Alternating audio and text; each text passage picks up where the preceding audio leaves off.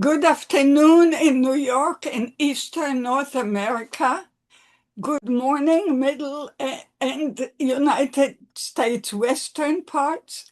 Good evening in the United Kingdom, Europe, and Armenia, the Middle East and Africa. And thank you, whatever time of day or night, uh, from all corners of the world.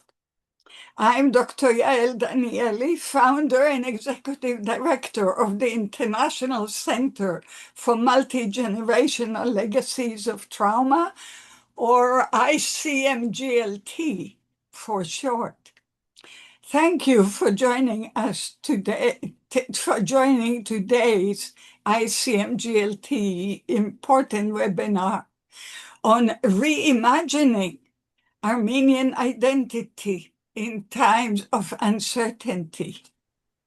This International Center for Multigenerational Legacies of Trauma webinar examines the evolving sense of nationhood within Armenia and throughout the global diaspora. It brings together scholars, community-led leaders, and voices from both Armenia and the diaspora to reflect on what it means to be Armenian in a moment shaped by rapid change, uncertainty, and renewed questions of identity. From shifting geopolitical realities and post-war introspection to cultural revival and generational change, Armenian identity is being actively re-examined and redefined. Today, we will explore how connections to homeland, language, memory, and community are evolving and what these transformations mean for the future of Armenian nationhood across borders. Your moderator, I am a clinical psychologist, traumatologist, victimologist, and psychohistorian. Having developed the first program to help Nazi Holocaust survivors and their children in the 1970s, I have devoted much of my career to studying, treating, writing about, and preventing lifelong and multi-generational impacts of massive trauma worldwide, to ensuring victims' rights, the rights of future generations, and to reparative justice. I conceive of psychohistory as we live history in the now, not merely as a list of past dates, events, and numbers, but as it shaped our decisions and ways of being today. Today's first speaker is Ina Sahakyan, is an Armenian filmmaker known for her warm, emotional storytelling. Her acclaimed animated documentary, Aurora Sunshine, Aurora Sunrise, won over 20 awards and screened at 100 festivals worldwide. Following her recent IDFA premiere, Outliving Shakespeare, she is now directing In Front of Us. This new project amplifies the voices of the victims and the two women fighting for justice, continuing Ina's mission to bridge personal narratives with global human rights. Our second speaker today is Zavin Keoroglian, is a media professional and co-founder of Zartonk Media, a leading Armenian digital platform focusing on news analysis and cultural storytelling. His work centers on amplifying Armenian voices, strengthening diasporic connections, and engaging critical conversations around identity, politics, and community. Through innovating media and grassroots reach, he has helped shape a more connected and informed global Armenian audience. Third is Noor Armani, a multi-award winning actor, filmmaker, producer, and activist.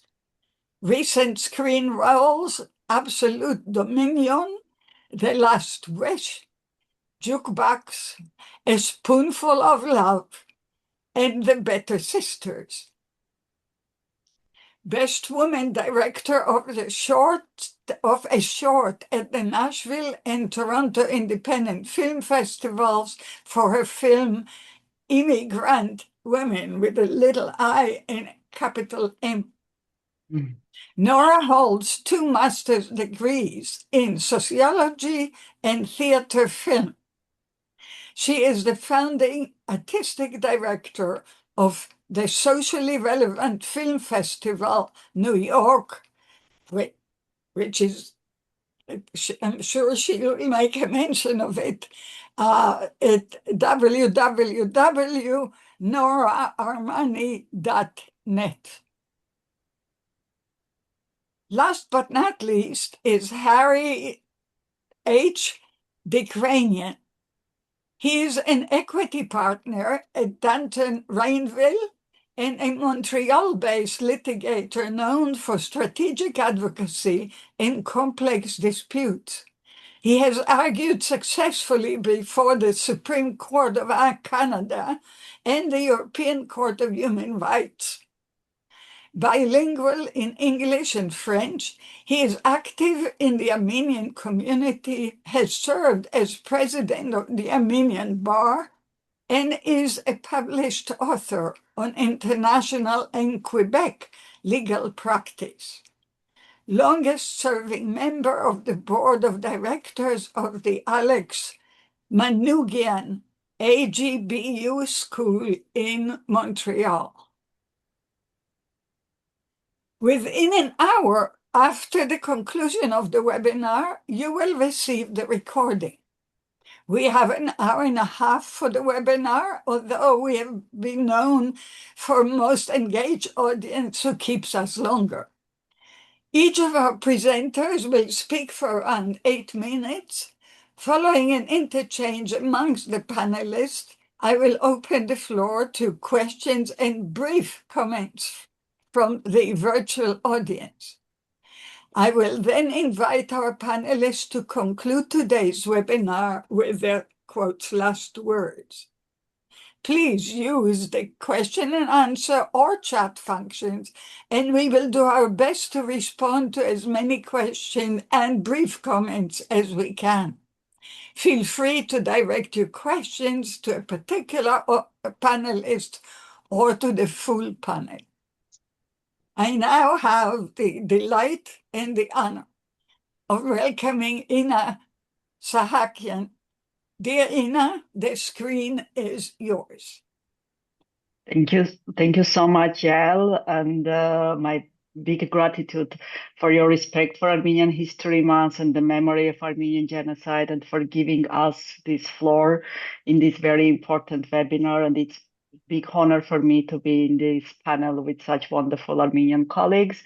And I want to greet the audience worldwide. Good morning, afternoon, evening, because we are aired worldwide.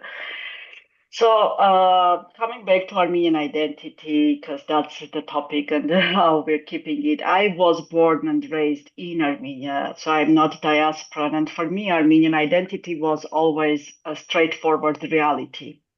And I believe for all of us, for all of Armenians worldwide, the core to keep our identity strong is to keep our homeland.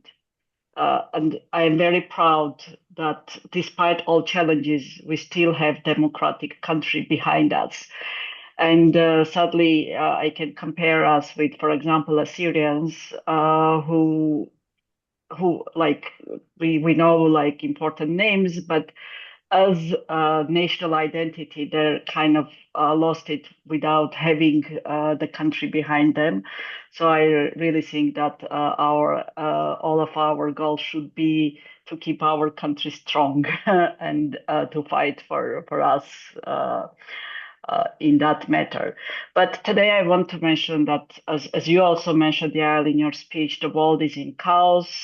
Sadly, despite we are in the 21st century, the global order that we're always following since Nuremberg is now shaking, and the dictators are ruling all over the world in big countries, and wars and genocides are rising every day in different corners of the world, like Ukraine, Gaza, Lebanon, and more.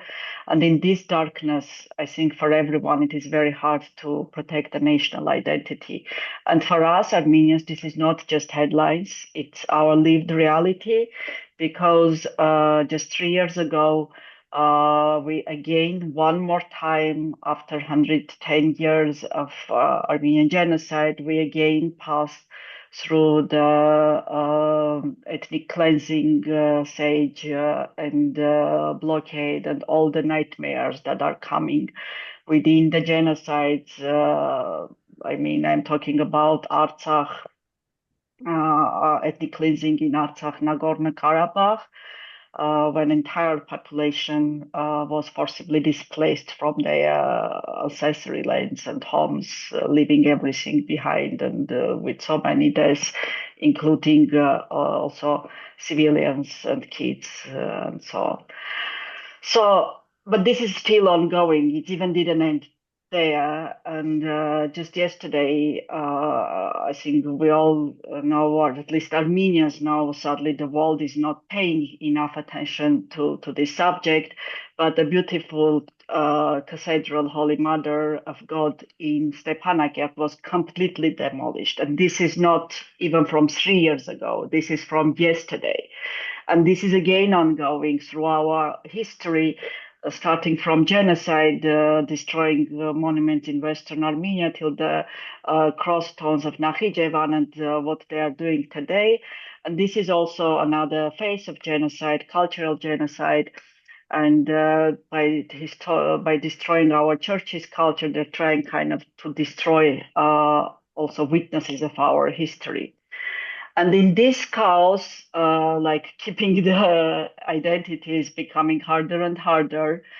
And it's very heavy for me to talk about this, but and I understand the reasons. But now we in Armenia also facing this new ideology that by our government is kind of presented as ideology of new era, which called Real Armenia, Irakan Hayastan, if you heard about it, which suggests to lighten our load of survivor and to kind of leave historical memories burden behind and to talk only about future and not to remember our and kind of to erase our this uh, memory about genocide, not to erase, but not to much pay attention, not to talk about it, not to talk about war. And this is done actually purely because of this promise of peace, because of promise of security in exchange in this current crazy world. But I personally, as Armenian, as woman, and especially as artist, I believe that reimagining our identity is not about what we discard or to survive, but what we create to live. And I think if each of us in our fields will remember our history, our culture, traditions, and reflect them in our work ongoing, this will make our country and our identity stronger. And as filmmaker, I kind of made this my mission, and I'm trying to reflect it in all my films. And I am, of course, not romantic, and I don't think that the one or two films can save the world or totally bring back our identity, like in an international history, but I really think that media, art, and films, and especially documentaries, have this long-lasting impact, and they are artistic weapon, allowing us to speak to international audiences and put us in the map again with our history and heritage and our identity. And I want to bring example to my films that are directly towards, as you mentioned earlier in your initial presentation. One of the most important for me documentary, actually animated documentary that I and our big team worked for 7 years. And this was very heavy times for us because during these 7 years, uh, we witnessed Nagorno-Karabakh Second War, 40 days war, and it was very hard to make a documentary about historical genocide when you are facing everything in current days. And sadly, it was so close to the world because everything was online. I think that's a separate topic that we can discuss later during our conversation. But today, the genocide is become so close to everyone because everything is shared lifetime on social medias, on different platforms, and the whole world is witnessing what is happening. And I was working on a historical genocide movie while I mean, this was happening right in my homeland at that time. But for me, it was important to bring back story of Aurora Mardiganyan, a teenage Armenian girl, a genocide survivor who become, after her surviving and coming to US at the age of 17, she become a Hollywood actress and raised back then in 1919 in silent movie reenacting her own pain. She bring knowledge to the whole world about what was happening right at that time in Armenia. And I think for me this is heroic act, as you'll have the story of Anne Frank. For me, Aurora is Armenian Anne Frank, and we and the whole world needs to know this film. And it traveled all over the world, has many awards, but also was aired in international TVs, on Arte, on PBS, and it's now available on Amazon Prime, reaching like millions of audiences worldwide. But if technical aspects as allows, I would like to show only 1.5 minute trailer of the film, so it will give the feeling of what I'm mentioning, if it's possible. You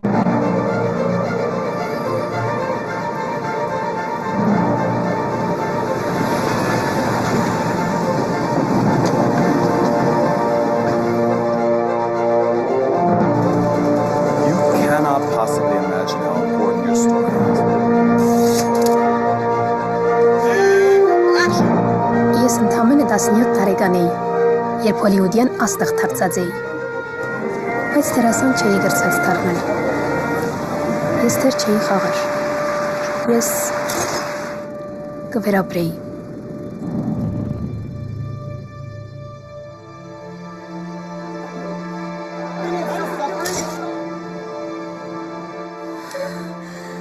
Sooner or later, all you're going to die. There will be no one single Armenian to leave.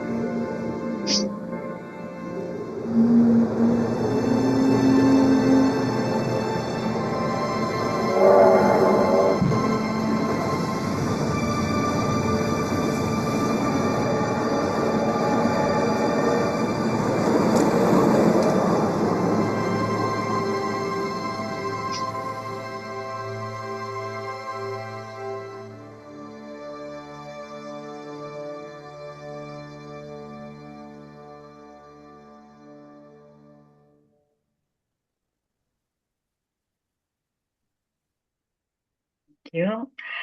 And continuing this topic, I want to say that as a filmmaker, and again as Armenian, and again as a woman, I cannot stay aside and not talk about current atrocities in my new work. and more than 3 years, I am working on a new documentary called In Front of Us, which is looking into, I can say, unknown war crimes that happened in Nagorno-Karabakh, because in a global stages, this war is not really discussed, and the war crimes and genocide and situation of victims is kind of shadowed under the current chaos in the world. And this film is following personal fight of two Armenian women who are searching for justice for the victims. And I think, Harry, I think here art and your activities are coming kind of across. She participated in last year's Armenian Yes. genocide commemorative.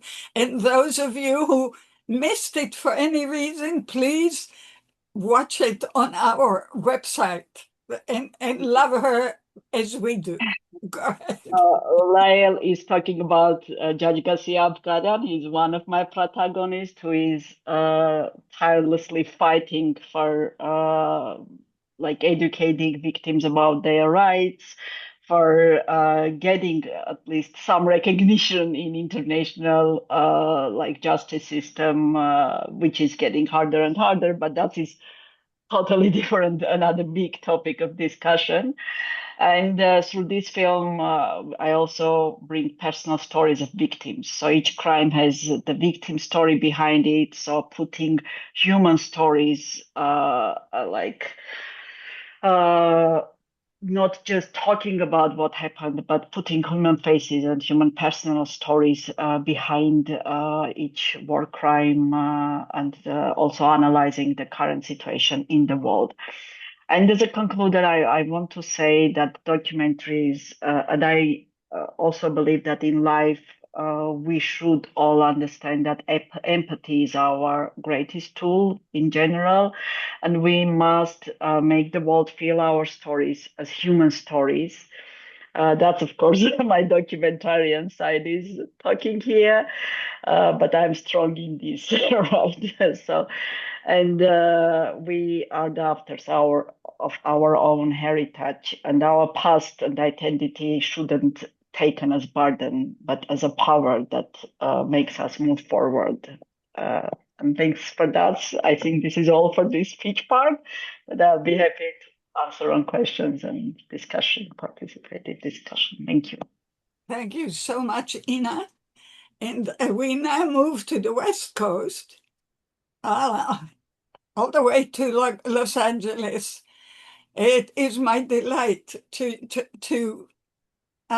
invite Zavim to the screen. We look forward to your comments. Well, thank you, Dr. Danieli, and thank you to everyone for joining us today. I have my Armenian story starts in Beirut, Lebanon, where I was born, and I was lucky enough for my family to move to Los Angeles when I was one, and I was privileged to go to an Armenian school here in Encino called Sahakyan Armenian School, which was the first Armenian day school in the United States. And my experience is slightly different, yet all the same to everybody else here and everybody watching today and in the future. I always felt this thing inside of me that I had to do more of what it meant to be Armenian. When I was very young, my parents would mandate that we speak Armenian at home.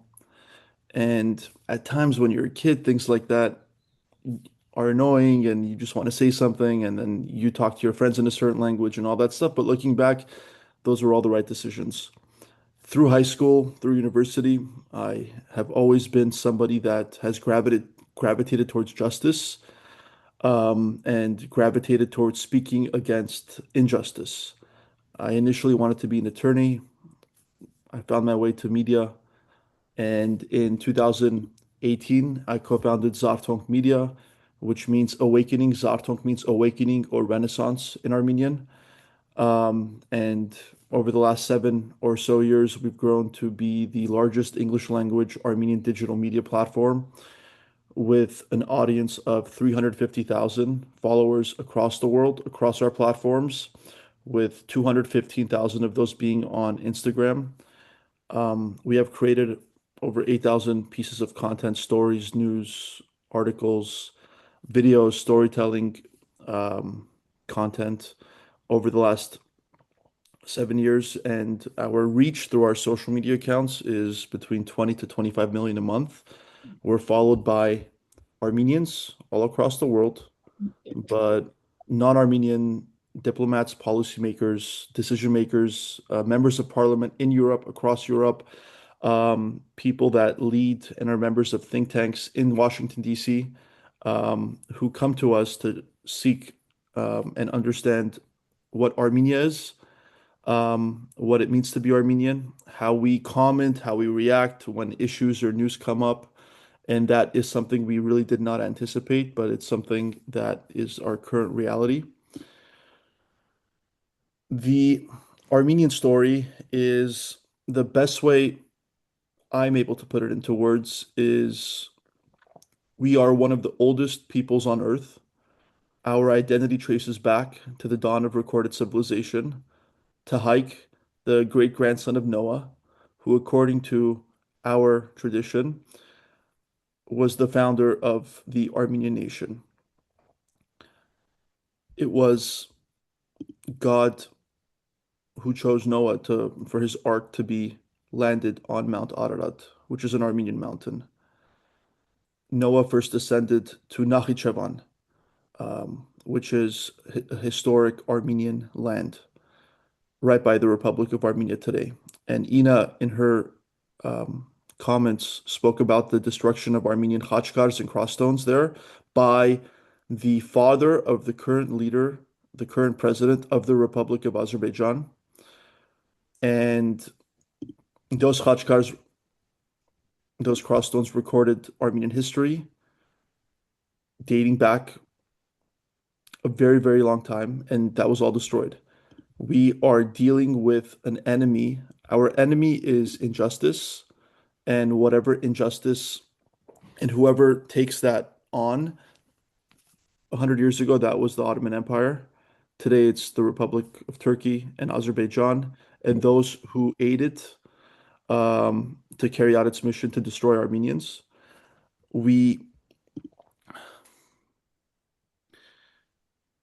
I can talk about how we're the first Christian nation and how we adopted Christianity before Rome and the entire world. I can talk about the kingdoms and monasteries and universities and trade routes Armenians built. I can talk about Mesrop Mashtots, who created the alphabet in 405 AD. But today I want to talk about and put a focus on something else. On the night of April 24, 1915, 2 days from today, the Ottoman Interior Minister Talat Pasha gave the order, and by morning, between 235 to 270 Armenian intellectuals were arrested in Constantinople, modern-day Istanbul. People like the poet Daniel Barujan and Siamanto, Krikor Zorab, who was a parliamentarian, a novelist, and a legal scholar, Gomidas, the father of Armenian classical music, who survived but lost his mind and spent the rest of his life in a psychiatric hospital in Paris. They were the minds of a civilization, and it was a decapitation strike. They cut the head of the Armenian nation so the body couldn't resist what comes next, and eventually the arrests reached over 2,300, and most were killed, and 1.5 million Armenians were murdered in the coming years. An entire civilization uprooted from its homeland of 3,000 years. The city of Ani alone, our medieval capital, once held an estimated 100,000 Armenians and was the center of commerce, architecture, art that rivaled Constantinople. It is now gone and empty. And what I would like the Armenian people and those listening that are not Armenian to understand is that we are like a tree with roots that go down, with the oldest roots that, give me a minute. Mhm.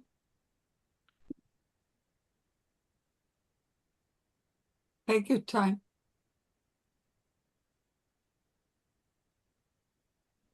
We're a tree that's been growing for 3,000 years, and it has deep, tangled roots that are spread wide beneath the surface, reaching into places that we can't see. A tree planted 25 years ago, 50 years ago, even a few hundred years ago. It can be uprooted by a strong enough storm, but a tree like us, you can cut away the branches, the leaves, you can do all of that. But at the end of the day, it takes an effort, very grand, to destroy it. The closest we came to that was 100 years ago. We saw that again in Artsakh, with the war in 2020 and the ethnic cleansing in 2023. And there is a question I would like to pose to the audience and to the other panelists is there really a difference between those who gave the orders and executed the orders 100 years ago and those now alive that continue to believe and deny the Armenian genocide? Is there a difference? I don't think so. Um, Armenians have contributed a lot to civilization, to the world, from individuals like Charles Aznavour, whose family survived the Armenian genocide, and by miracle and by his talent, he has sold over 100 million, 180 million records, and is the voice of Armenian identity, and is one of the core reasons why Armenians are so well known in France. We have Cher, we have Serj Tankian, we have Aram Khachaturian, we have Ruben Mamoulian, who was a pioneer in Hollywood. We have Sergei Parajanov, Aivazovsky, Saroyan, Kirkorian. I can go on. We have Armenians like Raymond Damadian, who invented the first MRI scanning machine. We have Hovannes Adamian, who developed the tricolor principle for the color TV. We have Luther Simjan, who created the prototype for the ATM. There's Armenians who invented the portable hair dryer that patented the automatic transmission for a car for power steering. We have, I can go on, but that is just what we know over the last 100 years. They say that if the Armenian genocide did not happen, we would have 40 or 50 million Armenians around today, yet we have 10. We have political prisoners who are Armenian in Azerbaijani custody in Baku, including Ruben Vartanian and the former leaders of the Republic of Artsakh, who are denied access to their family, who are being tortured. There was a report by a U.S. government agency that came out this year that said that Azerbaijan burned the cross tattoos off of the Armenian prisoners in Baku, and they denied them access to Bibles. This is this year, this is last year, this is happening right now, this is happening today. The Holy Mother of God Cathedral in Stepanakert, which Ina mentioned, was what we learned yesterday was demolished.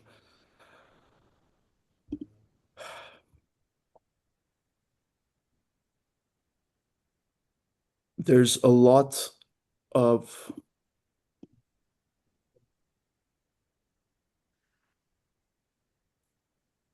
what I seek to do through Zartonk, the platform we built, from all the stories we published, through all the pieces of content, to seeing how, from my vantage point, to seeing how Armenians comment and react to everything that's happened over the last 7, 8 years, is we do not tolerate injustice, we do not tolerate genocide, we do not tolerate um, when Mount Ararat is removed from the passport stamp in Armenia, yet we have not learned how to debate and talk about these issues, and we do get very emotional and start using words such as traitor. And as somebody that works in media, I'm very careful to make accusations without evidence. But if it barks like a dog and it sounds like, and all that whole reference, it might be one. I don't know. But we're faced by, I'll put it this way.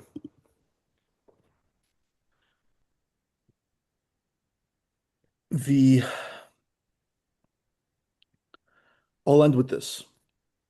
Our history shows us that even in impossible moments, Armenians find a path forward.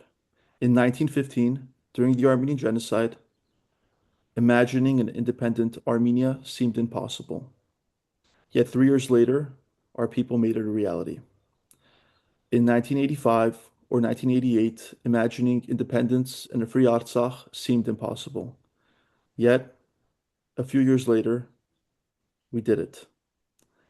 Despite our circumstance, with collective action and unwavering faith, and by remembering who we are as a people, our history, dating back to Haik and Noah, to everything Armenians have contributed to civilization, the last 100 years has shown us that anything is possible, that there's always another way. And every time Armenians, such as Arman Zarukyan, who's a UFC fighter, steps into the octagon, or when Kirk Kerkorian built Las Vegas, or when Diana Apkar represented our people, when Khachadur Abovyan wrote, they carried our story forward. And we're the only ones left now. There's the people here on the panel, there's the ones listening, and there's the 10 million Armenians alive. And we have to become and live the life that those Armenians who were robbed of their life could not live. If you really think about it, I'm not supposed to be here. None of us are supposed to be here. My family on my dad's side comes from Marash. My mother's side comes from Adana, both in Cilicia. And the way it works is usually they would marry into their city or their area. But all of a sudden, they were uprooted and ended up in Lebanon. My grandparents met, my parents met, etc. And now I'm here in Los Angeles, which doesn't make any sense. And the last thing I'll also add is that last year in April, on the 110th anniversary of the Armenian genocide, UC Berkeley's Human Rights Center was set to screen a movie called My Sweet Land. It was a documentary about an 11-year-old Armenian boy displaced from Artsakh. Through our network, through speaking to Armenian students in Berkeley, we learned that the screening was canceled last minute. After some investigation, we found out that the Azerbaijani consulate in Los Angeles sent a formal letter to the university demanding the event be canceled. 3 Azerbaijani students at Berkeley, attending on full scholarships funded by the government of Azerbaijan, lobbied to shut it down, working with the consulate, and it worked. Berkeley canceled the screening, and we learned that every institution is up for sale, and the modern world that we live in has to be approached in a very, very different way.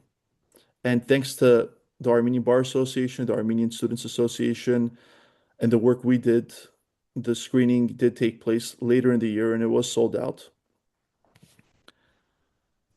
To end, I'd like to say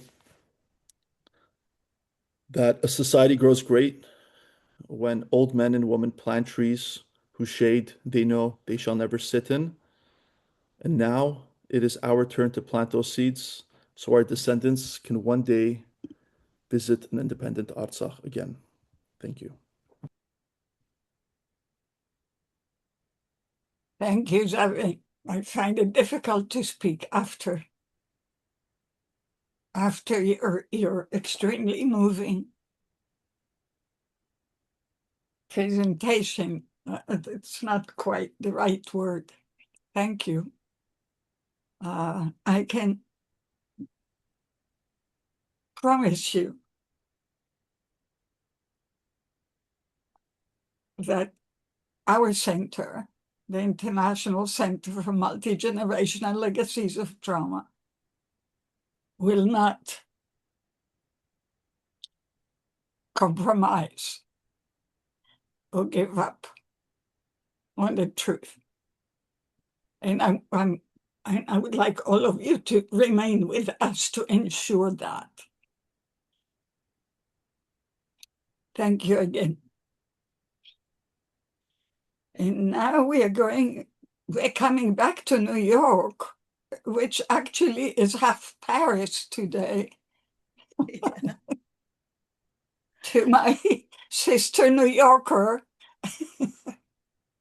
who makes New York richer. No, Yeah. Nora, please. Well, I am so moved by everything that Ina and Zaven have said. And of course, it brought emotions in me personally, because I am the granddaughter of a survivor of the Armenian genocide. My maternal grandmother, who was born in Caesarea, and her father, my great-grandfather, was the Avak Kahana, the chief priest of the Saint Gregory the Illuminator Church in Caesarea, and he was hanged in 1915 at the onset of the deportations under the pretext that he was hiding arms in the church. As a result, my grandmother and her three sisters, there are four sisters in total, and her mother were sent on the deportations. They had no choice, they had to leave. And my grandmother had just been married and she had a 1-year-old baby, my uncle, my first uncle.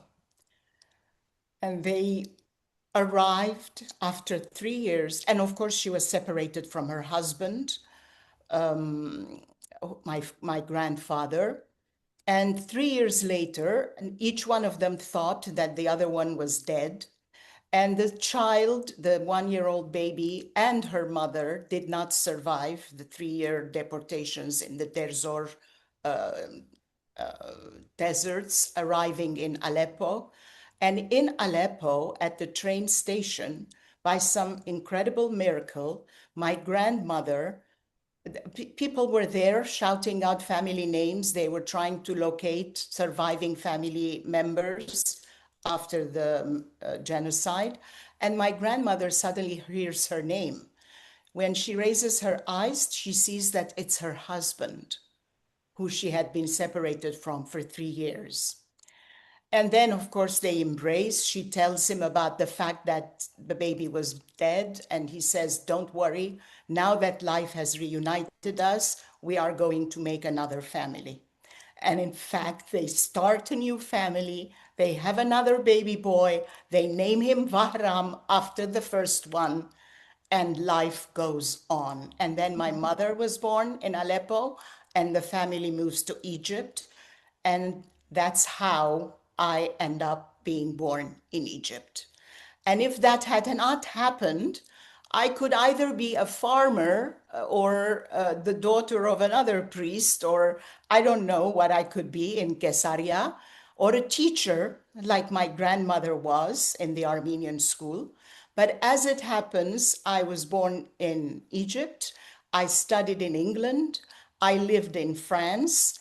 I went to Los Angeles for 10 years, which I call my 10-year sentence, actually. Then I lived in New York, and I now divide my time between Paris and New York. And Yerevan, of course, where I recently did a play, again, about all this destruction of the churches and the keys that are being left behind by people who are leaving their homes. So my entire life has been dedicated to the preservation of Armenian culture, Armenian identity. And another show that Harry has seen, and we were remembering just earlier, a Sojourn at Ararat, which we had put together years ago with my ex-husband, Gerald Papazian, also tells about the story of Armenians through our poetry, our literature, which are strung together by completely unrelated 40 different pieces that tells the story of a couple who meet, fall in love, go through genocide, and then eventually arrive for a supposedly better future. It's about time we created the second part, because it's not at all a better future the way things are right now. And I have a couple of things to say about that. A serious effort is being made to erase Armenian identity. Armenian identity, which is embodied in the church and our churches, my great-grandfather being a priest, I cannot deny the importance of the church. Our language, our schools, the schooling of our culture, the schooling, the education process, the transmission of our history is completely being denied and changed and manipulated. And the current government, I am not going to mince my words, has a big role to play in that. Theaters are being closed, which are the voice of the people. School books are being manipulated and changed. History references are being distorted. The monument, I mean, come on, the genocide monument was, okay, finally they put the stones back, but don't tell me it took 9 months to put that together. And all this is a big attack on Armenian identity. Now, I have to come from a sociological point of view, and besides all the emotional part that we are Armenian and what we went through and how sad it was and that it's still going on, we need to identify the elements of our identity. What is Armenian identity? From a sociological point of view, many sociologists wrote about it. And just from the anecdotal point of view, when William Saroyan was asked who should be considered an Armenian, his answer was, whoever says so. And this is a very deep answer, because we can go from here to eternity to describe religion, language, appartenance, geographical connections, Armenia, not Armenia, diaspora, not diaspora, and language, whatever you want, culture, cuisine, you name it. All of these are elements of our identity. But at the end of the day, I don't think there is one Armenian in the world in whom all of these elements of identity unite. So what is an Armenian? An Armenian is somebody who says, I am Armenian. Because who in his right mind would stand up and say, I am Armenian, if they are not? So unless they have agendas that are fulfilling, which we won't go into right now. Cultural identity is another important thing, and it's a key term which major research topics of psychologists adopted it as a culturally sensitive approach, like cross-cultural, cultural, or indigenous psychology. However, the meaning of the concept is unclear due to the fact that neither components, not culture and not identity, have been defined consistently in the history of ideas and the history of science. It's always been somewhat subjective. And the well-known definition of culture abound, and a lot of times it's the personality, personhood, selfhood, individuality, and autonomy, which comes back to what Saroyan was saying, which is whoever says so. But if we go deeper and try to place some terms, we will see that citizenship transcends cultural identity. That means because one is a citizen of Armenia doesn't mean that they identify as being Armenian. This is a complete paradox, but it's a truism. There might be people in Armenia today who don't think twice about being Armenian, not as much as people in the diaspora think, because in the diaspora, it is a matter of survival for us. We cling to our Armenianness as a way of surviving. In Armenia, people don't think about it. They just are. So that is one difference between people who live in the diaspora and those who live in the Armenia. Then there is the close diaspora, which is Russia and the Caucasus, the other countries of the Caucasus and so on, and then European diaspora and the American diaspora. And of course, you cannot say diaspora and understand a homogeneous, one big entity, because each part of the diaspora has elements of identity that are affected and change and layered with the identities of the host countries in which they have lived or they live. And then some people say, okay, how about if we take blood ties and the DNA? Is that an Armenianness? I don't think so either, because there are some people who don't have an ounce of Armenian DNA in them, yet they feel a lot more Armenian today and do things for Armenia for the good of Armenians and Armenian people and the country. And there are Armenians who are 100% with DNA that might be considered Armenian, who don't only do nothing for it, but also are harmful to our country. So the good news is that identity is superimposable and hyphenable. One can be 100% Armenian and 100% French, for example, like Charles Aznavour, or American, or Armenian, or whatever it is that you are, because it's a belonging to this identity and culture that you can layer from one to the other. And it becomes a very, very enriching identity, because you're bringing experiences not only from your own little Armenian existence, but also from an entire worldview. And what I'm going to say also about the current situation, it's a pity that the current government in Armenia has decided to completely cut off the diaspora because of their own peace of mind, I would say, because it's convenient not to have somebody breathing down your throat and telling you you cannot do this, you should do that, you don't do this, and so on and so forth. Because let's face it, the diaspora is much stronger a guardian of our identity than the country itself. Because in Armenia, as I said before, people don't think about being Armenian, they just are. Whereas in the diaspora, we have to think every second about being Armenian, teaching Armenian, thinking Armenian, and preserving our Armenianness. So it's very important to keep the two sections of our identity.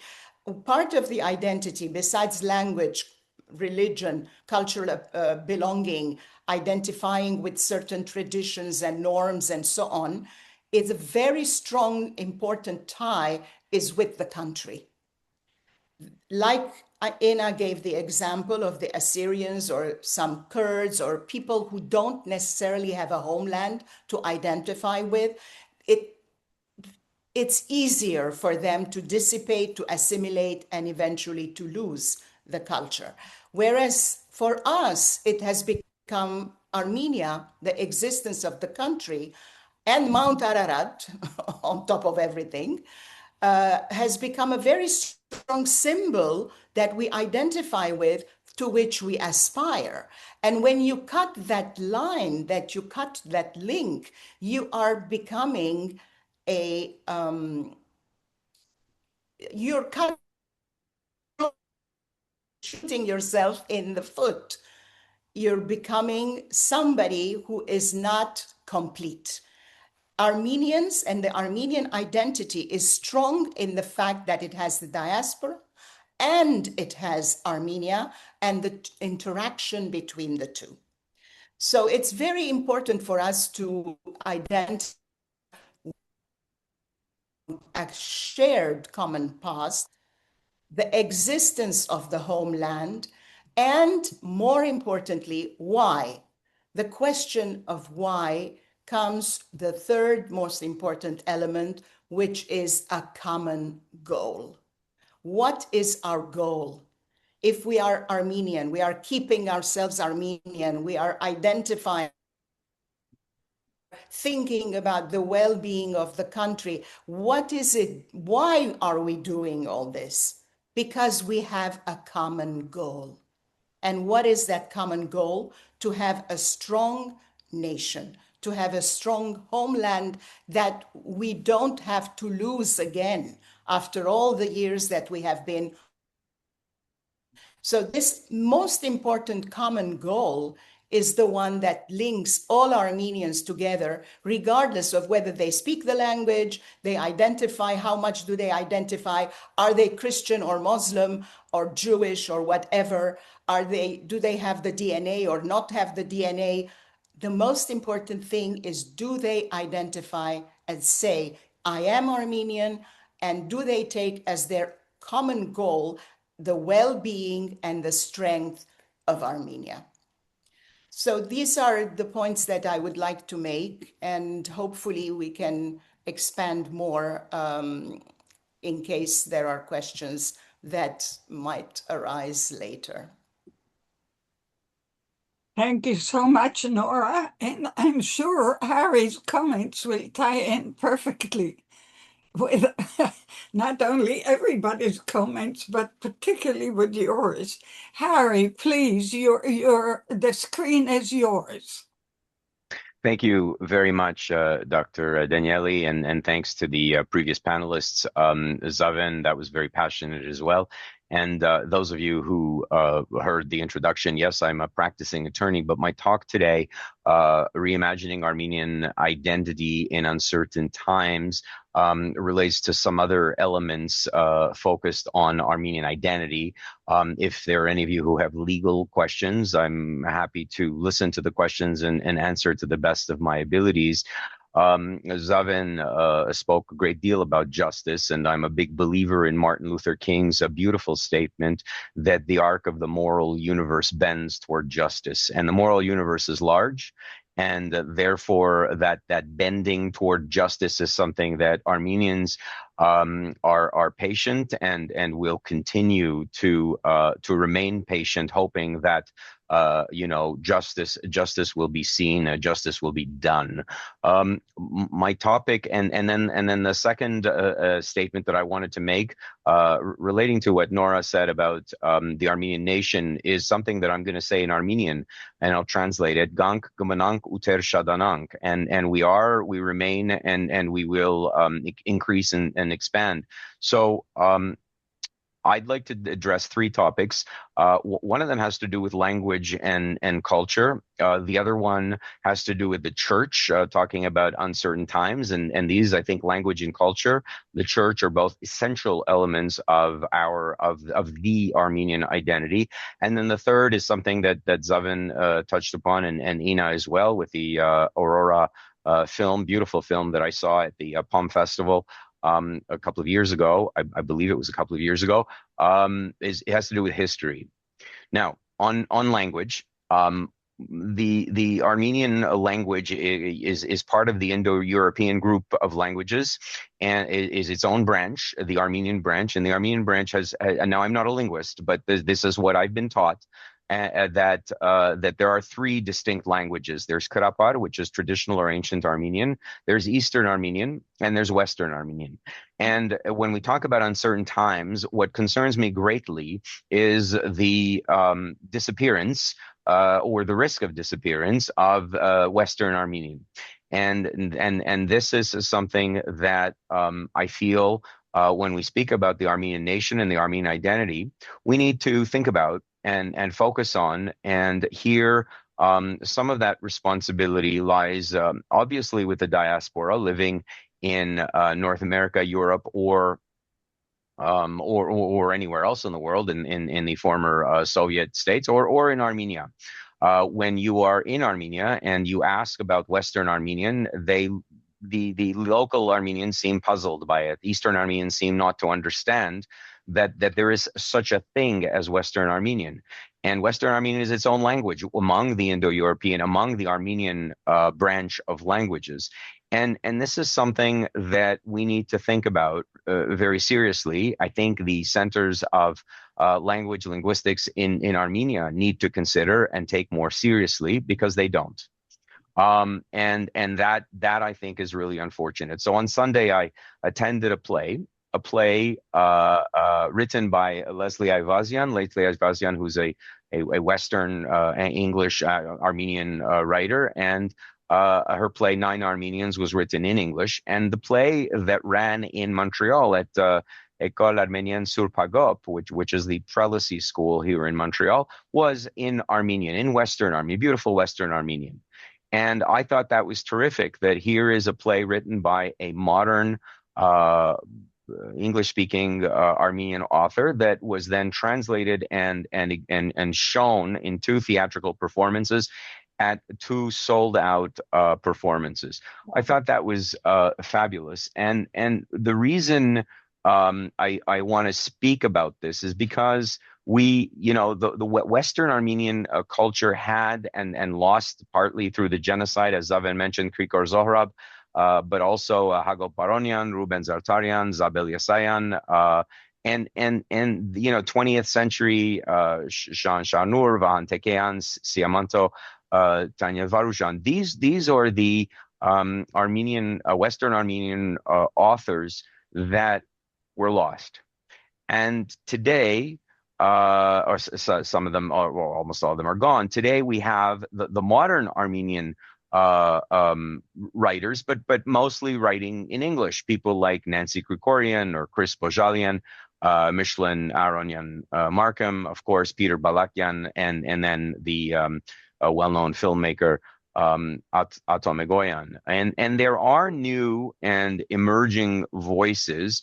These are some of the new and emerging voices, or Lori Bedikyan, Aram Miroyan.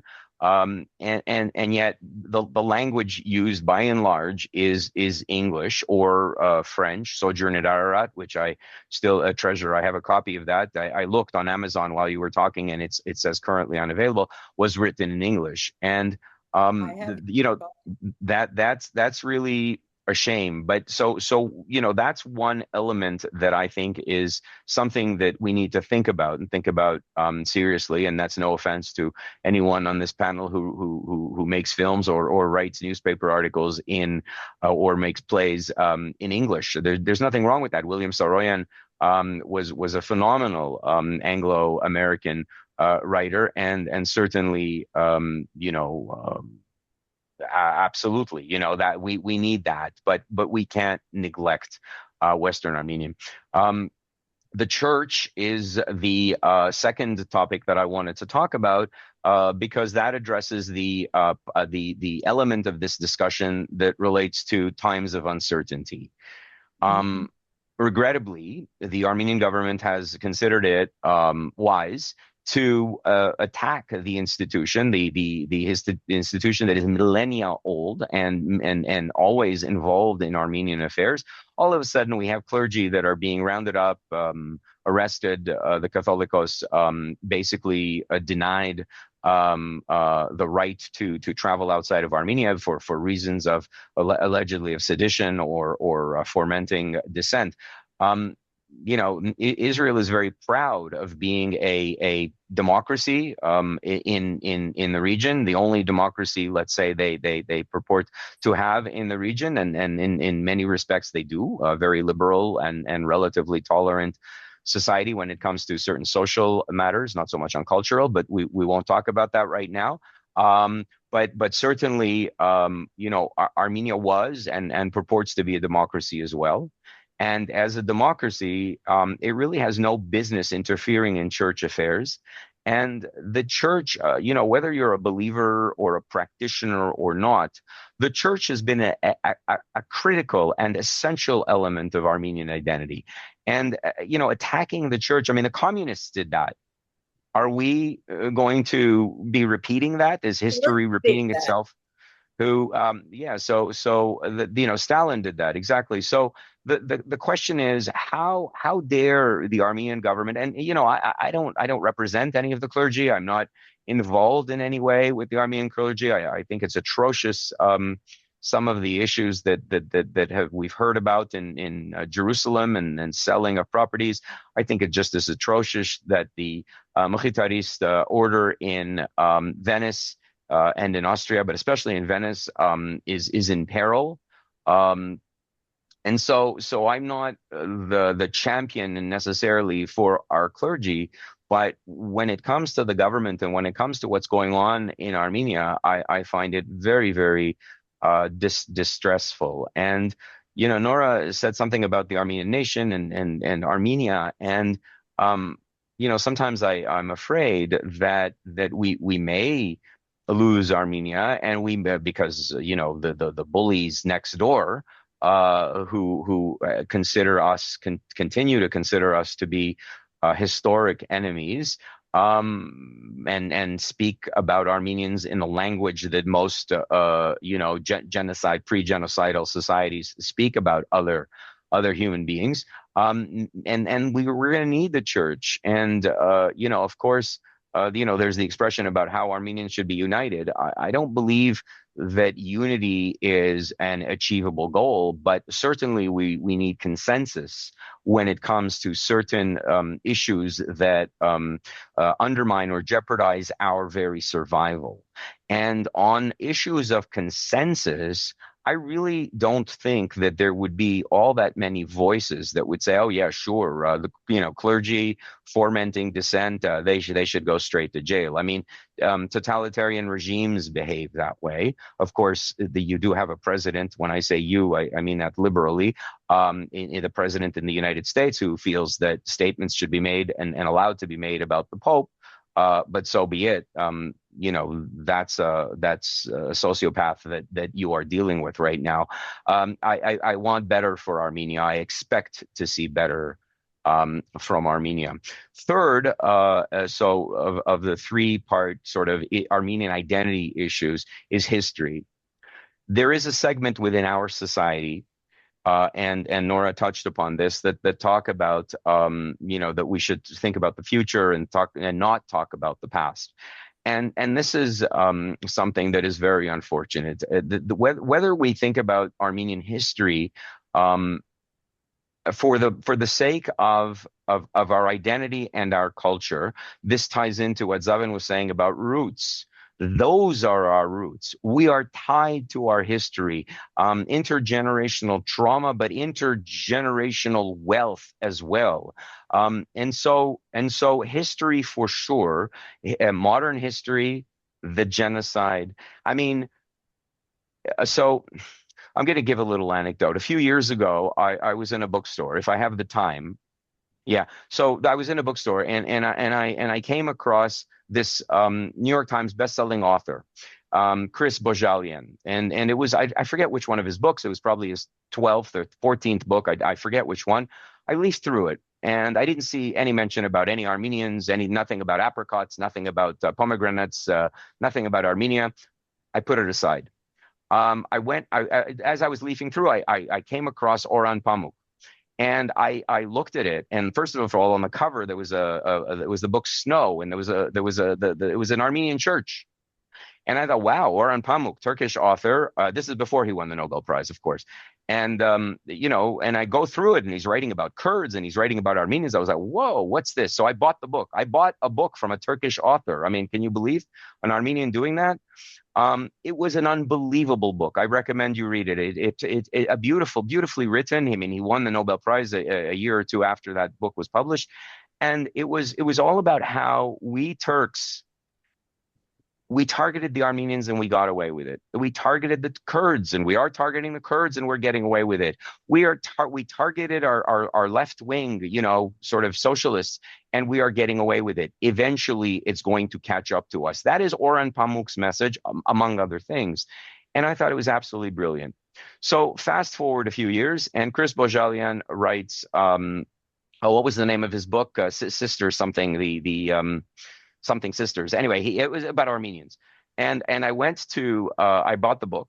And I went to the reading, and I asked a question of him, and I said, you know, Chris, I have known about you for a few years now, and I was really surprised because you never seem to have written anything about Armenians until this book.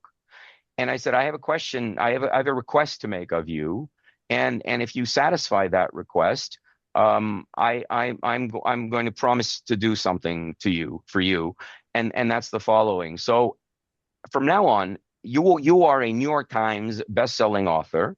And so people read your books, and they're not Armenians who read your books. Oprah read your book. The Midwives was an Oprah selection, one of the early selections.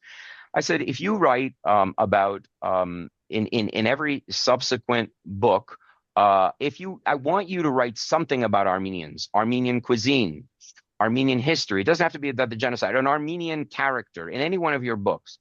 I will go back and buy each and every one of your old books, and I'll read them, and I'll tell everybody to encourage you. Anyway, we've sort of become friends, and we exchange right now. And then he said, you know what, Harry, I'm going to do that. And Khachig, basically, Muradian repeated the same thing, but I was the one that publicly raised that issue to Chris, and he did that. Almost every Jewish author I've read writes something about Jewishness. Why do we hide our Armenianness? Why do we, in some cases, change our names? Certainly, it was forced upon us in Turkey after the genocide, but we need to be proud about our roots. We need to be proud about our heritage. We need to say it loud and say it proud. And that's what I think is sometimes missing. Some people, when we talk about history, I know this was a long anecdote about history, but when we talk about history, some people are ashamed. A loser nation, a genocide suffering nation. We're a genocide surviving nation. Gank gamanank uter shadanank. That's my message about Armenia and Armenians in time of uncertainty. So the church, let's address the church.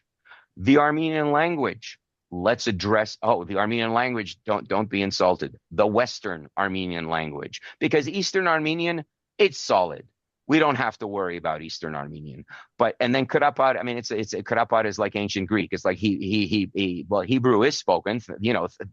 Look at how Israel solved their problem. Yiddish is almost gone, but Hebrew still exists, and bravo to Israel for making their lingua franca as opposed to English. Mm-hmm. And obviously, history and culture. So that's, I don't know if I spoke 8 minutes or 12 minutes, but if you do have questions about law, I did represent Taner Akçam at the European Court of Human Rights. I did that with Sheila Pailan and Paya Makavan, and we challenged Penal Code 301, Rita Mahdessian, and the late Vartkes Yeryayan. We've worked with them a lot, and of course, Michael Bobelian. Anyway, so I'm in the legal world, the Armenian, through the Armenian Bar Association, but otherwise as well. I mean, in Canada and in the U.S. So if there are questions about those issues, I'll try to address them to the best of my abilities. But otherwise, in terms of Armenian identity and culture, that is my presentation. Can I? Well, we are coming to a dialogue, Nora. I see you to the dialogue. I'm just sharing the time with you so we can approach it together. It is now 3:17. We are supposed to finish at 3:30 after the dialogue, after the question and answer, etc. So of course we'll go over time with your permission. My response is you're already entering the dialogue, so go ahead, Nora. But I just want to make something clear to Harry. The reason why we did Sojourn et Ararat in English and French is to introduce our literature to non-Armenian speakers, not because we didn't want to do it in Armenian.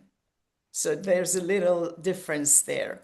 And it's not about want, but but Nora, that's fine, and that's great, except that I don't know what reach that had, and it can certainly be It translated had a huge into. reach, and a lot of people came up to us who didn't speak Armenian, who were Armenian, and who said, after seeing this, now I have the desire to learn Armenian, to read these poems in their original language. Mhm.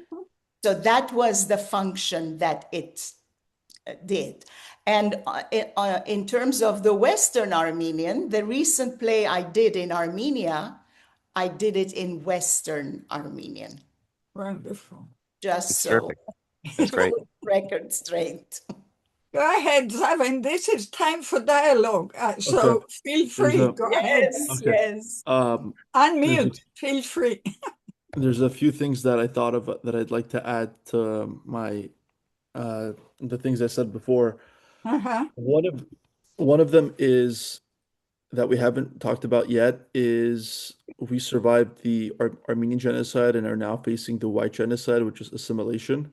Western Armenian is the Armenian I speak. I've been to Armenia enough, almost a dozen times, in total, probably 9 months of my life, that I understand, speak it, I can get by.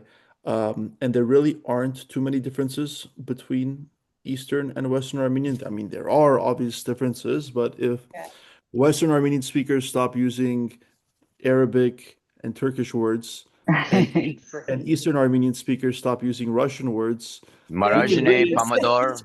perfectly. we can really understand each other, but it does take effort on both sides. Uh-huh. Obviously, Western Armenian isn't endangered, but we do have to talk about whether it's today or in the future about assimilation. And luckily, Los Angeles has 7 or 8 Armenian day schools from preschool through high school, and I was privileged to attend one of them. And we're good here for now.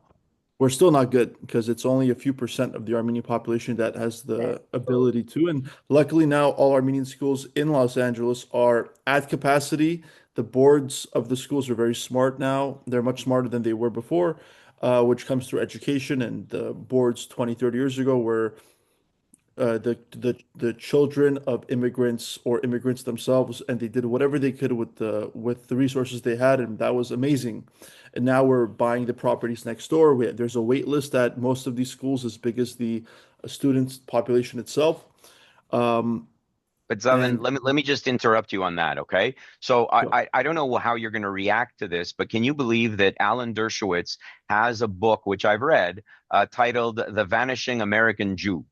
Mhm. So the Jewish community in the United States, through one of its, outspoken, let's say, Harvard law professors, actually believes that the Jewish community is disappearing.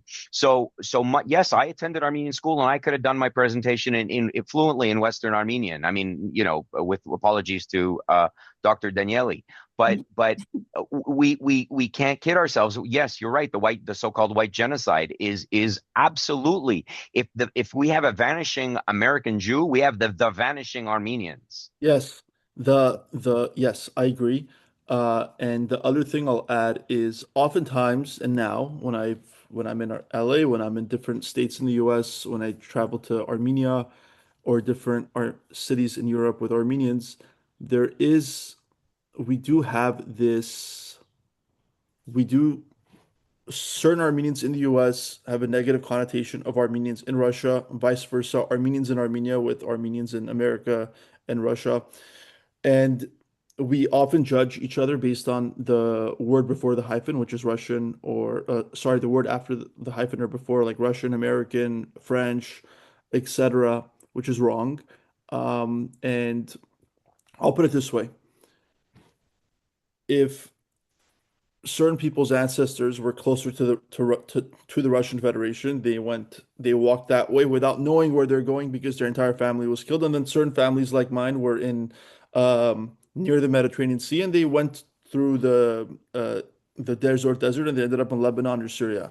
We didn't know what was happening, and then we ended up now 100 years later labeled with these words before or after the hyphen that is not Armenian, and we judge each other based on that. I think that's wrong. And then when it comes to Armenians and being like the goal is to be successful, to have a family, to have a community, to send your kids to an Armenian school or at least teach them Armenian.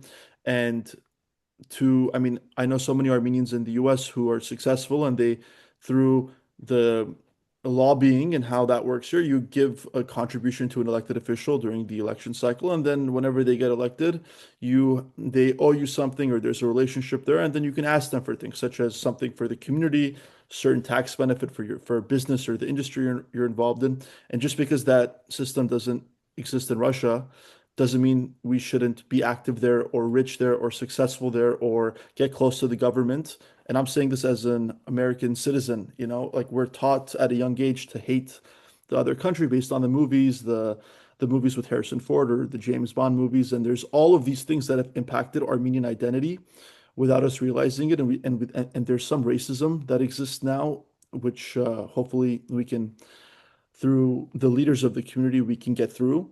But we have to treat each other equally. There's no difference between an Armenian in America or the Armenian in Russia or in France or in India or in Australia. We're all there because of the same reason, and we all have the same problems now. I have friends, and we all have friends all over the world that we were lucky to cross paths with in Yerevan.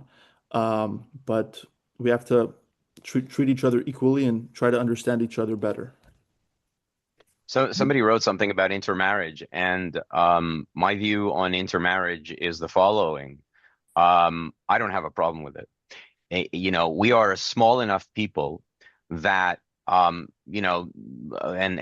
love is a complicated enough thing that where intermarriage occurs, I would opt for ensuring that the intermarried couple lays a condition. We are the smaller people. We are the one that is in peril. Therefore, a condition of this union is that you adopt this culture, my culture, and I have friends who have done that, who have set that boundary or that rule, and effectively, if you are proud of your culture, if you are religious and proud of your religion, then that can be easily an element of your, an important element of your identity and of your love. Now I understand that love also includes compromise and balance, and sometimes that's difficult to negotiate, especially when you've got two people who come from strong cultures. But the point is that don't ever forget that 10 million, I think that's a very generous number. Someone in California might think that way. Are we 6? Are we 7? I don't know, but we're certainly a culture and a society in peril. And, to try to impose, to be Armenian means you're not allowed to marry outside your culture. Well, then I'm not Armenian. And what kind of a message is that? No, you love this girl. She's Italian or Greek or Jewish, of a different faith, or Indian or whatever.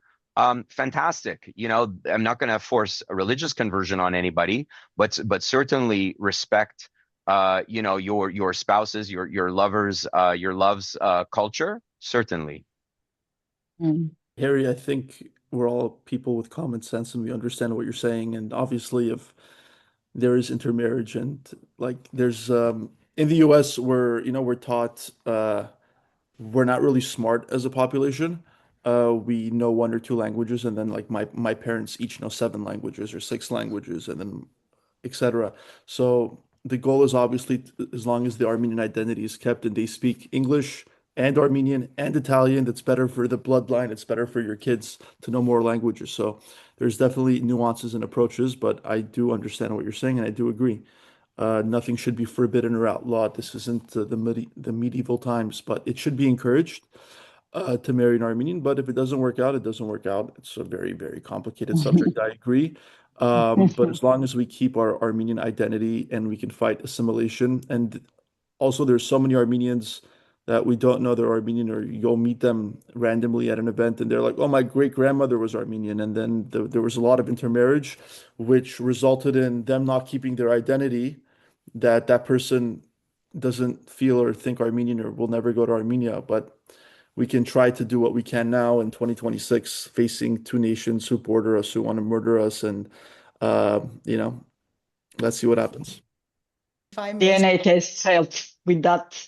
I mean, with DNA tests, I know that a lot of Armenians, I mean, people who never thought that they are Armenians, have Armenian like ancestors, are rediscovering, coming to Armenia, trying to learn language. So absolutely. there are these tools that I think we can encourage to use and then We need a develop. great Armenian awakening. We need a new Zartonk, a new renaissance, Yes, I agree. that we Absolutely. think I differently think about Armenia and Armenian issues now that aren't limited by what the country we live in or the language we speak, but towards a goal and a consensus, which Harry said, which I agree with. yeah. What Zavin was saying earlier about all the prejudice between Armenians and between, they're Barskahai, or they're Hayastansi, or they're this or that.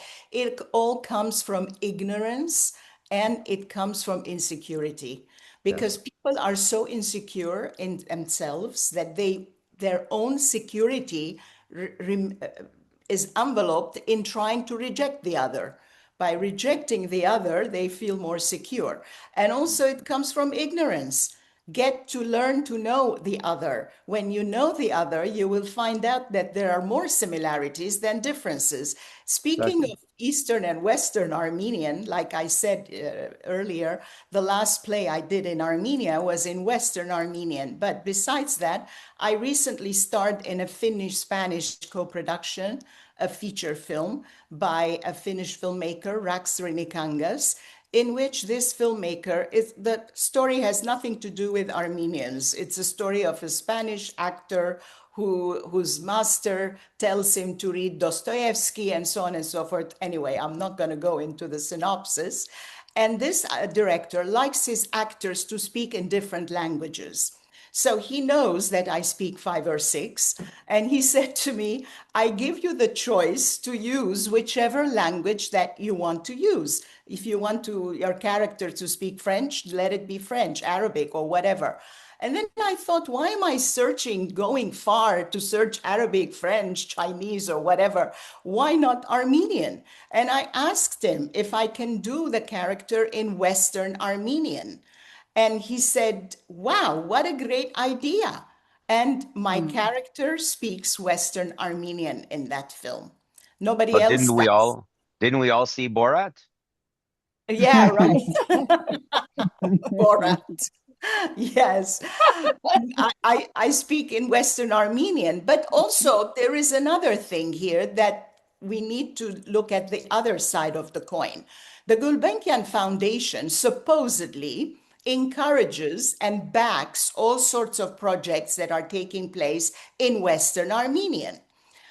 For the film, the director asked me if I thought that the Gulbenkian Foundation would help to pay for the translation of the script. And it's a ridiculous amount. It's not even thousands and millions or whatever we're talking about. And guess what? They turned it down. And I'm like, this is an opportunity to make Western Armenian sound from international screens. And there you are, supposedly supporting this type of activity, namely Western Armenian, and then you don't support it. Or you support it only for a small clique of people. There's that also in the Armenian, unfortunately. Besides all the discrimination or the prejudice against each other, there's this small-minded cliquishness.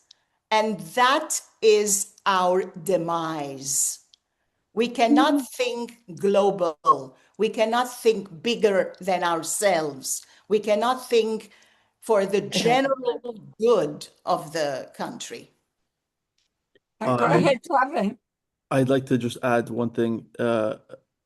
Nora, I have heard that about many foundations that have goals that have denied funding to many organizations, films, etc.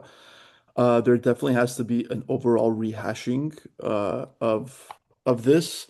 I don't know what the solution is, but a lot of the things, obviously, you were making a point. I'm not going to hold it against you, but whenever like the words we speak are very important. So like whenever we say we can't think like this, or like maybe right now we can't, but there has to be some effort. It's easier to bring together 1,000 people than it is 10 million or 8 million. So there has to be some effort where we can get these Armenians on board from these important places together. And the way I see unity coming to Armenians isn't based on us only being Armenian, which it should be, or the fact that we all have the same enemies, and the fact that we all went through the same thing, and how we tend to agree on almost everything except 5%, which we make a big deal, is unity on a professional level. Like it's much easier for Harry to talk to lawyers in Armenia or lawyers who are Armenian in Europe or Australia and have a consensus there. Same with filmmakers and actors, same with people in media, same with engineers. So that I see as the way we become united is through the industries and professional in that way. Because if we leave it to any other metric or Yeah. consensus thing, it's not going to work because it hasn't. And just because something hasn't worked in the past, it doesn't mean that if we do it through a No, new format, it absolutely not. won't. Obviously, yeah, I know. So there just has to be a new way of thinking about what it means to be Armenian, how to stay And Armenian. each one of us has a responsibility. And this said, I'm bringing it as an example. The film got done and made even without the support. So it's not about that. That wasn't the trigger. But what I'm saying is sometimes the thinking is not encompassing really what it's I supposed agree. to I encompass. agree. Helena. Yeah, what I want to add in this discussion is that, first of all, Harry, as you noticed, because you watched the film, and I think everyone in the panel watched it, Aurora Sunrise was done entirely in Western Armenian. And that's, I think, one of the reasons that it was very successful also among diaspora, even though I also agree with Nora that very often we have to compromise, especially with culture, making films. I mean, with documentaries, that's not a big issue, but with the fiction ones, making them in other languages so we will reach international audiences. And coming back to Nora's example with Gulbenkian, I really understand how hard is that, and that's always the case with all grants and funds, always in the whole world. But I want to mention that there is one, I think, issue that we all together don't really understand and pay enough attention is paying much more attention on culture, and on the culture like plays, films, book that can have international impact and influence. Because like for me, I can bring example on myself. I am creating in Armenia, which has, okay, just as an example, the whole budget of Armenia for independent film production, including documentaries, fictions, animation for 1 year is only $1 million, which is amount for one low budget film in any part of the other world. But that's the whole year budget. So I am, or my colleagues and friends are making films, making them internationally successfully within this budget.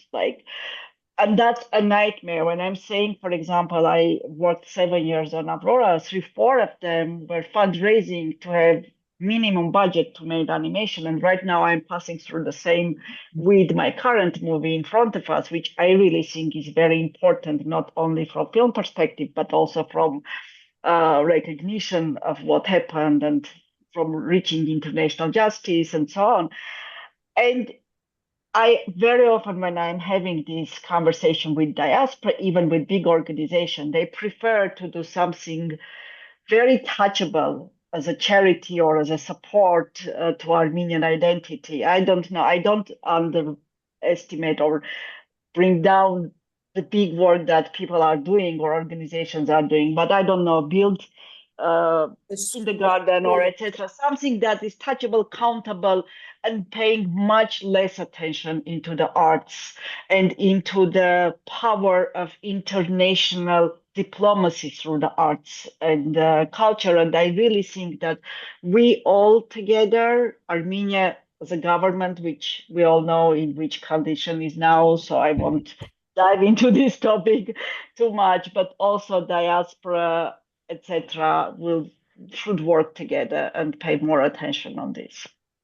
And let me add that the center is facing exactly the same challenges, exactly the same challenges. So at least don't feel alone. Part of the identity of the center is to bring everyone together, and we keep learning it from every identity group that we are speaking with. What another common denominator here that's very interesting to me. You're really it's very multidimensional. So I'm looking. My comment is just about one, which is external threats to survival and to thriving, and internal threats to surviving and to thriving. And this came through from all of you so clearly and so eloquently. And I think this is a good way, perhaps, to frame some of what we are all struggling with, both on every level, on political, on religious, on intermarriage, within the marriage. Right? It's actually both. It's not only having been a victim 100 years ago of the Turks. Now, so let's keep that in mind for future continued dialogues on this. I also want to, all of you mentioned not only films, but also books. And, we have a library at the center that's both very important. That's both virtual and actually physical. On 28th Street and Broadway in Manhattan, 38 West 28th Street. So please make sure, and the library also had a media section, which of course all of you belong to. Please make sure that every written, every performer, everything you mentioned is in our library. Okay? That's how we build together and make the intergenerational awareness wider and wider. And that leads me a little bit to the language issue also, which is also internal and external. And there's no right or wrong. Everybody's right. One thing is, Harry, what you were so strong about was internally you need to heal the Western Armenian language. Don't lose it. Don't be part of the loss. But it's really one of three elements. At the same time, we all face the exact same challenge, which is we want the world to know. We want to teach the world. And so we can't just force the world to our language. We out of respect, have to speak in all the languages we want to speak with. So I don't think there's a right and wrong. I think this is a very important shared challenge to all of us. And yes, and we should put our money where our mouth is, and we have a fundraising in the center exactly for interpretation to all languages, because we are dedicated to generations of trauma. It's almost by necessity minority groups. That's the history, right? And so we need each other's help. So one of the things I wanted to absolutely, and I mentioned it to you before, we have working groups, right? We have Haiti working groups, we have Yazidi working group, Holocaust, Rwanda, etc., etc. And we have an Armenian working group, and the chair of that, and also wonderful member of our advisory council is Peter Balayan, who is heroically has brought all of you together in our prior annual panels. So first of all, Peter, I would like to invite you to join the discussion right now. Please, are you there and unmute? But also, I'm inviting you, our dear panelist, amazing, eloquent panelist, to join ongoing working groups, so Peter is not alone carrying Armenia all on his two shoulders. I do have to Go I have to ahead, hop off please. in a few minutes. Peter, come on in. Peter, we want to hear you. Oh, hi, Al. Sorry about that. Thank you, everybody, for being part of the panel this year. We have very distinguished guests, and everybody has been very well spoken and have delivered their messages. But you know what it is?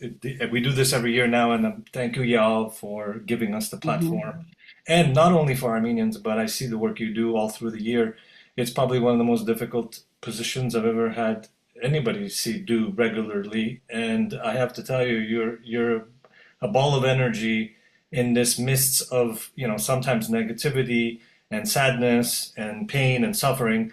But you give people hope, which I think is the key. And with Armenians, as I grew up in the diaspora, born in Canada, hope was definitely one of the things that my family installed in me.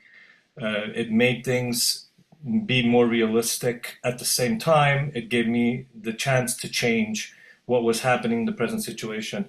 Now that we have a country, and since 91, we have been trying to protect it, and everything we do has been about trying to protect our culture. Every single panelist made a strong point that I would love to mention, but I won't because I'll be redundant. All I want to say is that we are all warriors in this. There's the soldiers that fight in the war and they die and they give up their lives and they become martyrs, and we think of them their whole lives and their families get affected. But there's also the warriors that are fighting all the time for the culture and the identity to survive. And I feel like that's a huge task. It's not as dangerous as the soldiers on the fields, but it is as consuming. And some of us are consumed in this fight and battle, some of us more predominant and prominent. Artists are usually very caring and giving, so therefore everything they do, they try to put it in their art, and they try to fight for it through their art and communicate to the masses. All we can do, as you said, Yal, is to put our energies together, and not necessarily all on the same side, because everybody has a side, but at least we can all go in the same direction. And if we can go in the direction of justice and peace and love, then obviously we will be in a better place in the world. I just want to say thank you again, Yal, for hosting this year. I really appreciate the fact that you keep me always, the light burning as well. I have my own life and I have my own challenges that I have to meet. But at the same time, you show me how it is sometimes just to put everything aside and to dedicate the time and energy to things that also need the time and energy. I feel that is the key here, and you keep doing what you're doing, and I'll keep doing what I'm doing. Thank you again, everybody, for coming and being a panelist today. Thank you, Peter. I have to hop off. I know you do, but my apologies. We just have several questions. So those of you who must leave, and I know we are over time, please feel free, and with our deepest thanks And those of you who can stay, please be here to answer, to respond to the question. And we will keep talking no matter where and what. So let me first go to the question and answer, and then to the chat.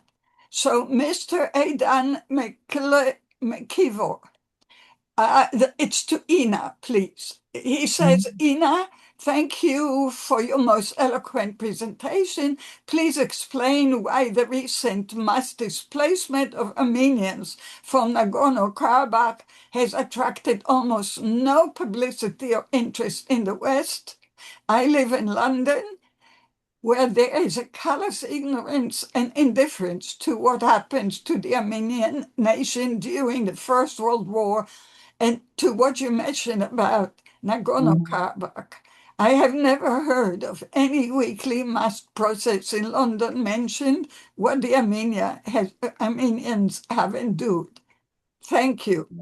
Thank you so much. Ina, briefly, I'm just to be brief because, but please, for the audience, please also view all of our previous webinars and Armenia webinars, because some of you want to learn more and more about these issues. Go ahead, Ina. Go ahead. So I want to say, as you mentioned, we were kind of forgotten during the First World War, and this is happening now. And this is exactly also, we were discussing with Yael the other day, reflecting the words of Hitler, famous words that we all read in different places, that who remembers about Armenian genocide, we can do the same. And by the way, that's with the Jews. And by the way, that's one of the, like, on her own words, last words in my movie with my main protagonist.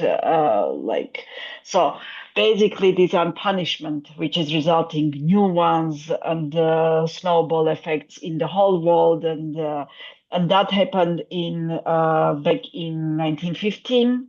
I have the feeling, and a lot of scholars are proving that we were kind of test for the later on bigger ones, and the same happened sadly in 21st century because what happened in Nagorno-Karabakh, the first war, 44 days war in 2020, right after that the Ukraine started. It was gone unnoticed, it was gone undiscussed, it's kind of test, and then Ukraine started. After 2023 ethnic cleansing, Gaza-Israel conflict started with all its results of another genocide and so on. And the main reason why it's not talked is because we are small enough, we are not important enough, but also geopolitics, because the geopolitics are not in our side. And during the recent war, like the whole world, the Europe is sanctioning Russia, which is changing now, of course, after the Ukraine war, but Russian same gas was smuggled to the Europe and was through the Azerbaijan, under the Azerbaijani gas. And Europe, on the days of ethnic cleansing of Armenians, were signing electricity deals with Azerbaijan. So, yeah, so all this caviar, corruption, diplomacy, bigger geopolitical games, sharks, dictators all around, they leave us unnoticed. And then the second reason is that there's always bigger conflict coming afterwards. There's always bigger genocide, bigger war, bigger titles, where maybe in the titles 1 day, 2 days, there's something bigger is coming and we're swept away. And that's why I think what we are doing with Nora and the films, and I don't know, is very, very important, because people need to know what happened and learn from mistakes. And of course, the question, it could or should be answered by those who are responsible. But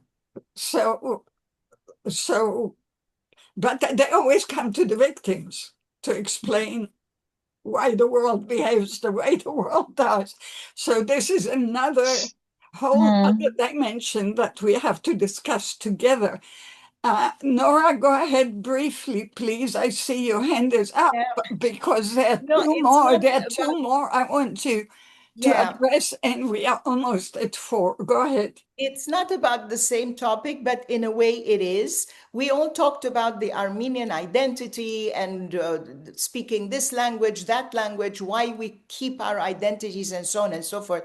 But I think as artists, we have a responsibility as writers, performers, filmmakers, and so on, to tell the story and make it desirable to be Armenian. Because if you make a professionally well done film, like Ina, for example, then people look at it, people who are not or half Armenian or hesitating or so on, and they love it and they see the professionalism in it and they want to identify with it. When they see something that is amateurish, not well done, not successful, nobody wants to identify with that. And that's when people move away from the culture. So we need to strengthen our culture. We need to become strong professionals in what we are doing and use the world platforms to tell our story. So that's basically what I have to say. Thank you. Okay.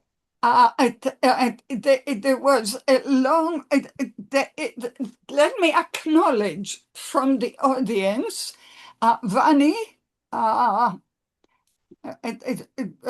who wrote, when the church conspires with Russia, they should be called out on it. How much corruption are people expected to take?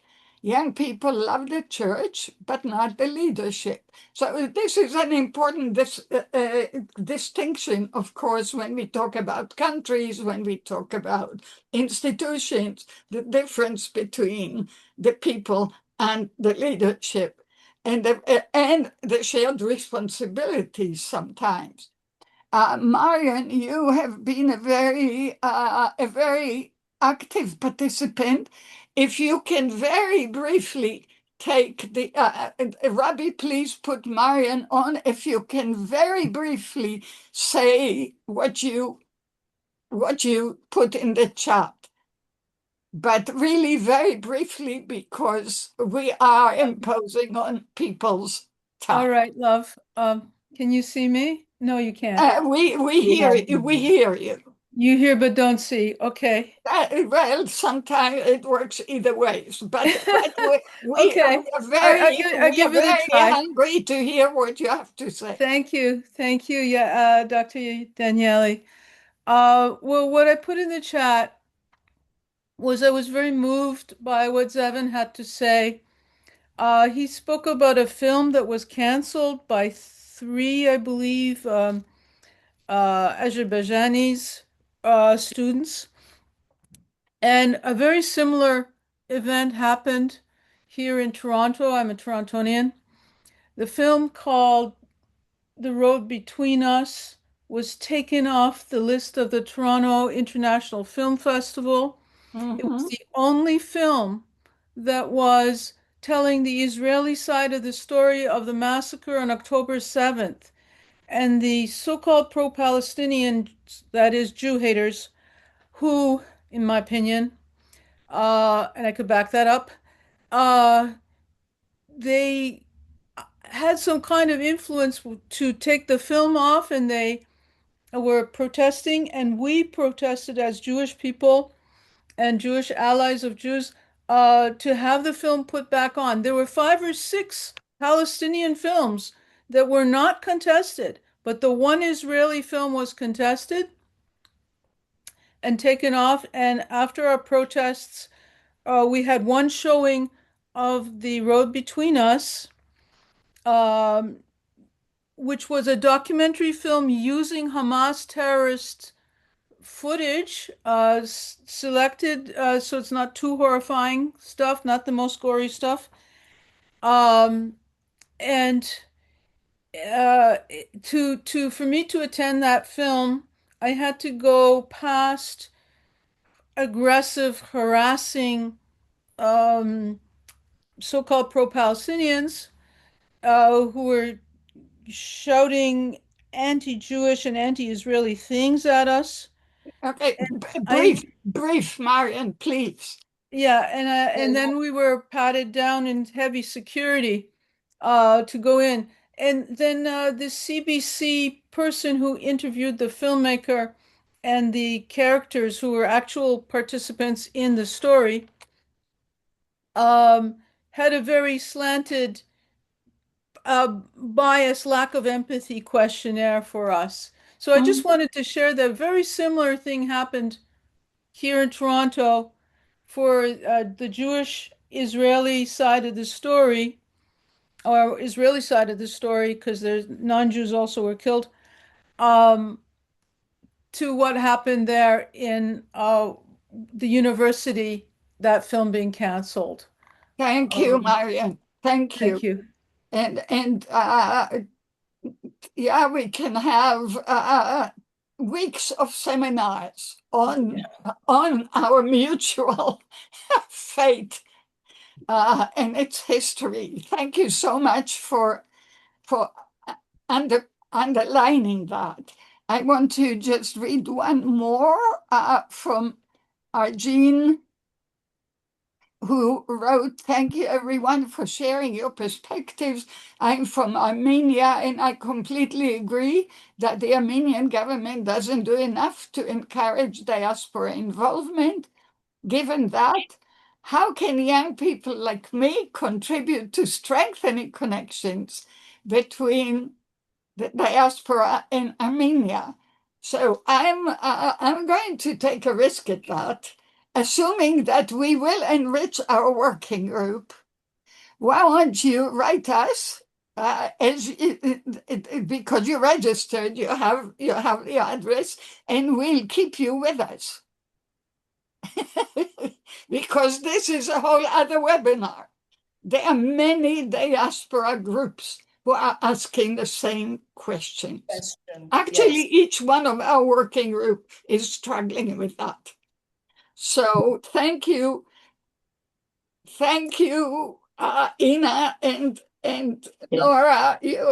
I just love you so much.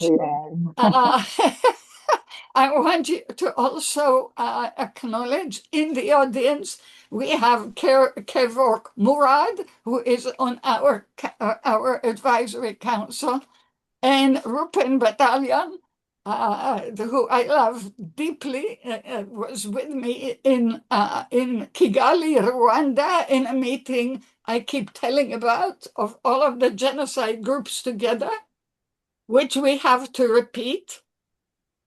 Okay, we try to do it, but it takes a lot of organizing.